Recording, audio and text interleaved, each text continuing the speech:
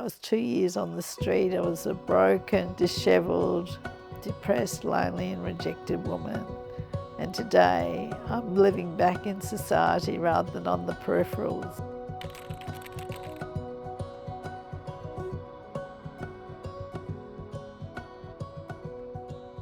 I ran away from home actually when I was 8 years old. That was the first time I ran away to avoid a belting. My mother typically had hangovers because of the drinking, and she was always worse in the morning, grumpiest, and little things could set her off. And she had a lot of issues herself, mental issues. And I ended up being at this person's house underneath their house. They had a puppy box, which I didn't know was a puppy box. I jumped in this box and I stayed there all day. I was so scared and I didn't want to go home and I was just so frightened. But in the end, it was the bites that pushed me out to go up the stairs and knock on the door. It was riddled with fleas, and I found out later that the dog had had puppies in their box. And I'd sat in there all day, but I did go home, yeah. But that was the first time that I actually ran away. At the tender age of 8. Yeah. What a traumatic experience for somebody so young. Yeah. What did that do for your sense of belonging in your home then? I never felt like I belonged in the family. I had 3 father figures growing up. My mother's and my father separated when I was 6-month-old baby. And I believe, it's only my intuition, but I believe she harboured a lot of resentment and anger towards my father. And I look like my dad, so I think it was taken out on me. That's really unsettling again for those formative ages. I ran away from home again. It was another belting. And I was in my final year at high school. And the funny thing is I was elected school captain, so I was school captain in my final year. And I had all this terrible background going on at home. Did anybody know what was going on for you at that time? I don't think anyone knew the full extent. I had close friends who knew a little bit, but no one knew the full extent. And I found myself often in the situation that people would talk to me about their problems, and they'd be having a big problem and I'd advise them whatever, they'd come to me. And I remember one time someone said, "You never seem to have problems." And I'm thinking, if only you knew. But I was dealing with things far beyond my years. As soon as that bell rang, I'd feel sick in my stomach because I had to go home, I had to do the chores, I had to look after the animals, I had to cook dinner, I had to do the washing, I had to help my sister with the homework and then myself. And I had to have dinner ready when my mother came home. She would go to the pub every day drinking. I don't really want to talk too much about it, put her down, but she had a drinking problem, yeah.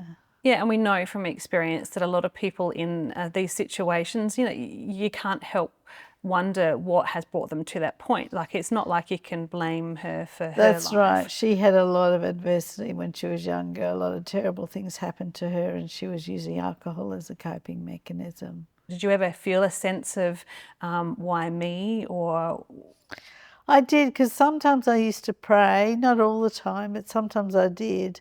And I remember talking to the Lutheran pastor, because we were coming to the church a few times, this exact church back then when I was 14, asking him how to hear God talk to me. I'm praying, but I'm not getting the answers what I need to do. But yeah, and I still wasn't sure. I felt very alone, very confused. But I ran away out of desperation, really. I just couldn't take it anymore. And I think I myself was headed for a breakdown back then if I didn't get out of the situation, because I couldn't handle juggling all the responsibilities. So fast forward to now, you went on to do some further study with university. Yes. And then you were able to use that degree to take you overseas. Do you want to share a little bit more about what that was like for you? Yeah, I got a double major in Japanese, so I graduated and then I applied for a job in Japan through the Ministry of Education, and I went with my son. I took my son with me. What was that like for you as the single parent in that environment? That was difficult, and it's still very patriarchal, even in the countryside. So some men in the Board of Education, I could feel, didn't think I should be there, and they didn't like that I was there. And then when I had troubles with my son, because he went from being a very quiet, unassuming child in the classroom to receiving all of this attention like he was a movie star or a model or something, and it caused problems at home. He wasn't listening to me anymore. I had no sort of effect on him. He was rebelling, really difficult. And I'm trying to hold it all together. It brought back memories of my 17-year-old days where I'm trying to keep a role together, but in the background there's all mayhem. Yeah, and I did it for 2 years, but then I had to break the contract and come home. And so what led you to that most darkest point in your life when you then found yourself homeless? Talk us through that. Well, I came home from Japan, and my son went to live with his father, and I was on my own, and that was very difficult for a start because I'd been a single parent since he was 6 months old. And then I went fruit picking and moving around Australia, thinking to do physical work rather than mental work might help me with my breakdown.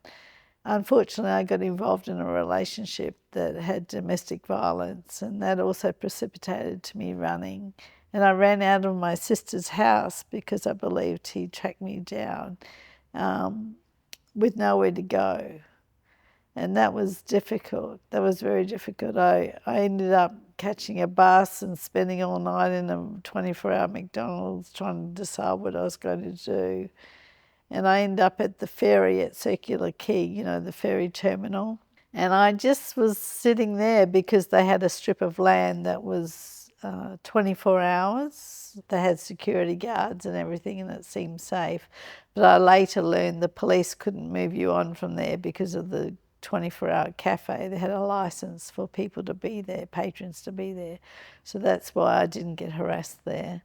But in the early days, truly, I was just crying a lot. I sat near the water, and I remember my arms felt so heavy, and even getting a sandwich, I might be hours, I didn't eat all day, and then I'd get a sandwich, get up and buy a sandwich. And as I was eating the sandwich, my tears would run onto the bread. It was just chronic. Like, I think I did have a breakdown, yeah. And I tried to get refuges into a refuge or something, but they were all full. Emergency housing was all full in Sydney. You couldn't get in anywhere. How I became homeless is I just kept running till there was nowhere else to go. And there you're on the street. In my perplexed way of logic, I thought, if I'm not traceable and I'm living on the street, my ex won't find me and I'll be safer and I can get myself together and try and come up with a plan. But unfortunately, once you run into the street, it's so hard to get off it. I didn't realise how hard it was to get off. And I literally slipped through the cracks.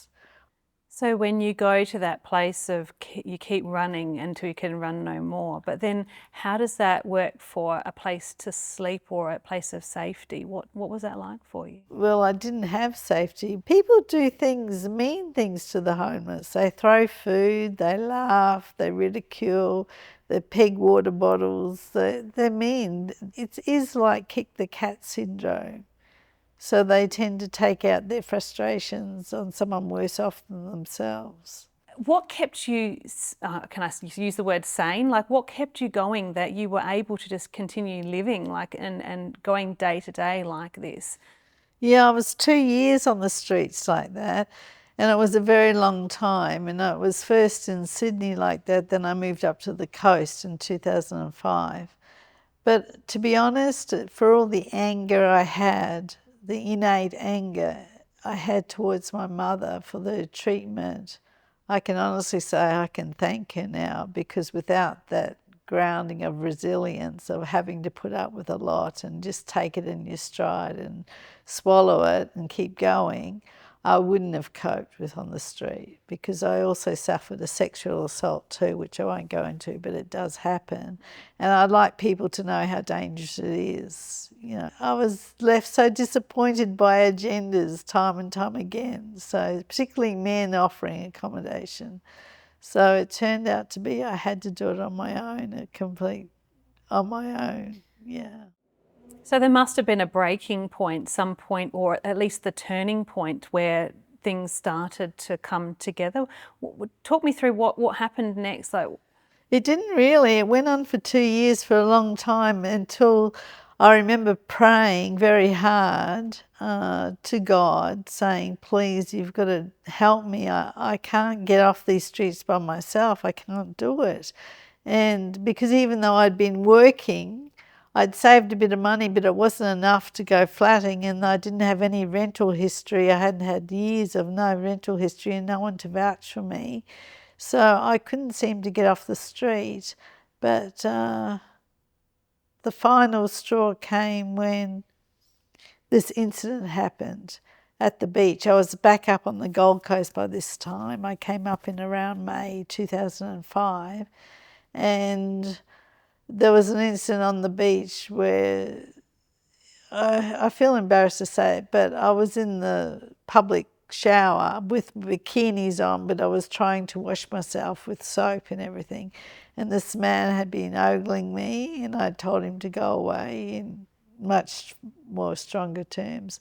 And he didn't. And then he came up, and I picked up a bottle to scare him off, an empty bottle, beer bottle, and he threw it, and he was on top of me, and I honestly believed he was going to rape me, so I bit him very hard on the arm, and then I was arrested for that. He called the police. His partner came later, but I felt very angry, and they didn't listen to me, they listened to him, and his wife wasn't even there. She came after the fact, and she gave her story similar to his, so they listened to them, but it wasn't the truth. And it was my first experience. So I always believed if you told the truth will set you free, you'll be protected.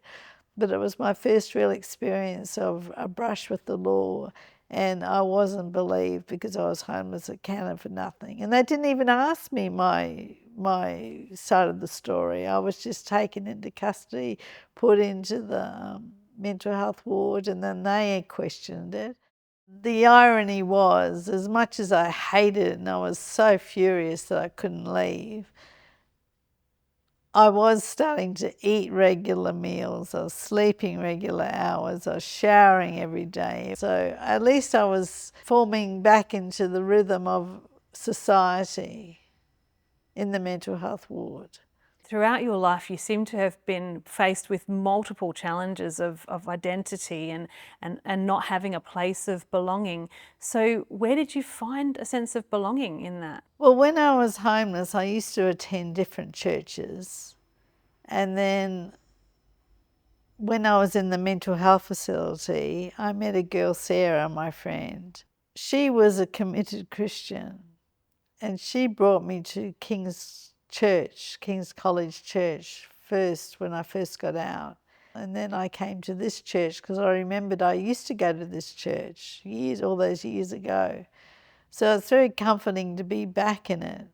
And I enjoyed it so much. And the sense of belonging came from seeing regular faces and them taking an interest in you. I got invited home to some of the parishioners' places, had their homes. And when they opened up their home, I felt really, trusted and very happy, very, very happy. And I'm formed very good relationships with quite a lot of the older people because they can relate. A lot of people my age, they don't really understand what I've been through, and it's hard for them. I can still be friends, but it is hard to have that deeper connection.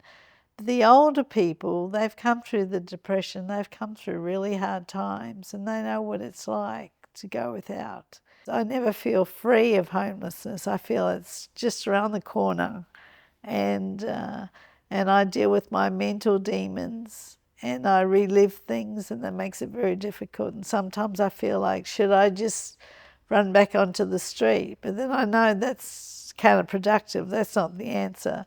But sometimes it's very tormenting after you've been through such trauma.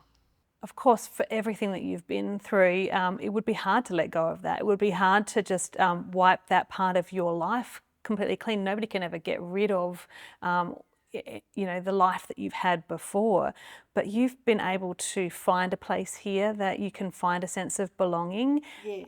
What does that mean for you to have people who care about you? It means everything because they do care and they genuinely love. And I think we all need love. And if I am going through a hard time, I withdraw typically. And they know it, the ones that know me well. And they'll ring up and see how I'm doing and how I'm going. Or they'll say, invite me over for a coffee and a cup of tea or whatever. And it means the world to me that people care and they notice, and that I am part of the family here, and I feel that means everything. I don't have a family of my own, but I am part of my church family, and God has provided that, and I'm eternally grateful for that. It's been really life-changing. So in this environment where you have this church family and you have now God, has your concept of God changed, or have you felt God closer to you now? Or? Yes, I felt God is closer. I mean, sometimes when I struggle with my mental demons, what I've been through, it can be difficult, but He always comes through. I always thought before that church, I somehow had this perception that it was for the good family and the good people and they come from good upbringings. But God is a testament to me that He's very much for the broken as much as He is for the, the people that come from good families. And I feel I try to reach out to other people and show that love that need it too. So, yeah, I find it very fulfilling that I came from where I did. I was 2 years on the street. I was a broken, completely broken, dishevelled, depressed, lonely and rejected woman.